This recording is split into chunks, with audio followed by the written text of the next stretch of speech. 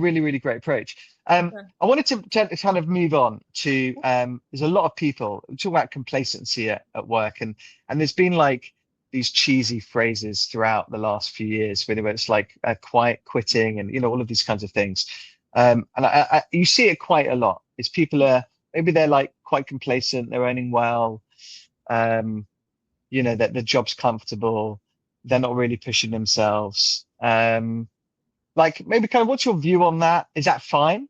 Is it fine just to be coasting and whatever, or what are the warning signs Yeah. of it? And is it dangerous? Like what? Yeah. So I'll answer it this way. So if anybody thinks it's not obvious if you're coasting, you're kidding yourself. Like I can see it. You can see it on your team basically immediately.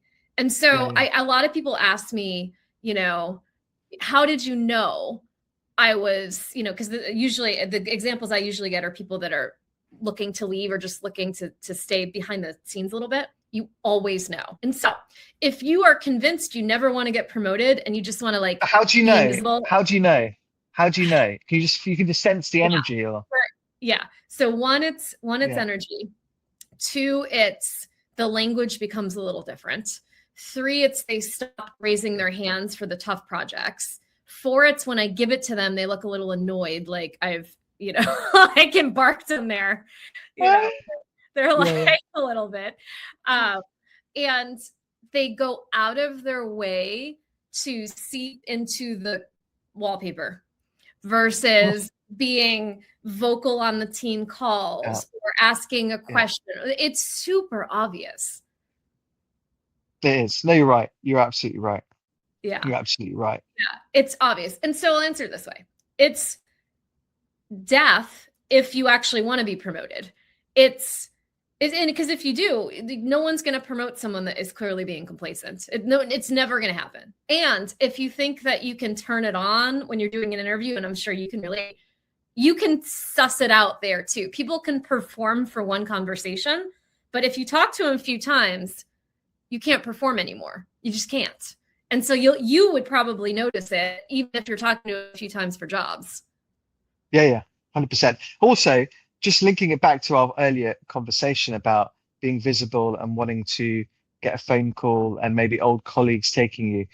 It's not just your boss, but all of your team, right? I mean, if you're like kind of leaning out, Yeah. it's putting a little bit more pressure on. They'll see you. People don't like to see people in their team like not putting the work in No, and even leaning out. peers, to your point. Like, it's so funny whenever I get a call for a job, but it's not for me, I'm like, let me think of someone. And often it's in the peer set somewhere.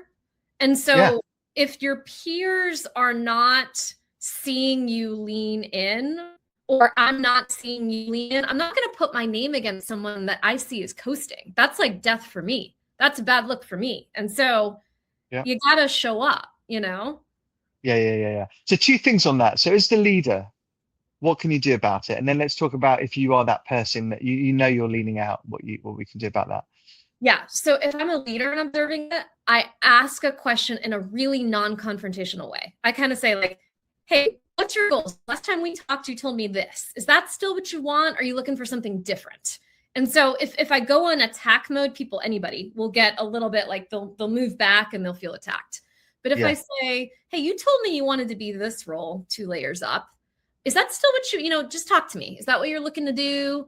I'm going to help you get where you want, but you need to tell me.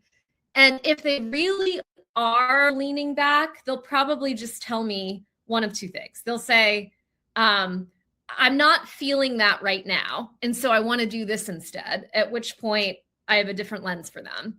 And sometimes they'll say, no, I still want that. And this, I was like, and then we have the next conversation, which is, this is what I'm observing, and this is what's different, and this is what needs to change if you really do want that role. And sometimes they're like, oh my God, like, I think they think to themselves, I didn't notice, but I always notice. That's the thing. yeah. Now, to your point of like just building a high performing team is obviously you need a whole raft of different folks in there. I mean, we all have different motivations, abilities, and so at what point are you saying, they're doing this particular role, they're doing it fine. they're hitting their targets. You know, they're coasting. Yeah. They're not going to get the promotion. Are you fine with keeping someone like that in your team? Or Yes. Yeah. I yeah, think you actually need a few people but the expectations and the quote unquote contract needs to be clear. If someone yeah, thinks they yeah, need to be 2 layers up, and I perceive the coasting and just sort of like steady Eddie, so to speak, we say in the US, yeah. then if we're on the same page, it can be okay. If we Yeah. are not, it's going to be wrong 100% of the time. Yeah, 100%.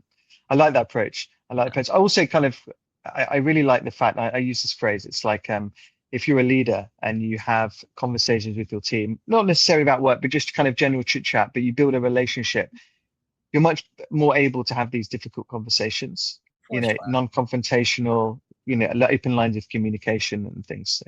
You have, I mean, a quick example. A few months ago, I had a conversation with a woman who kept telling me over and over and over and over again she wanted to get promoted, and I said, okay.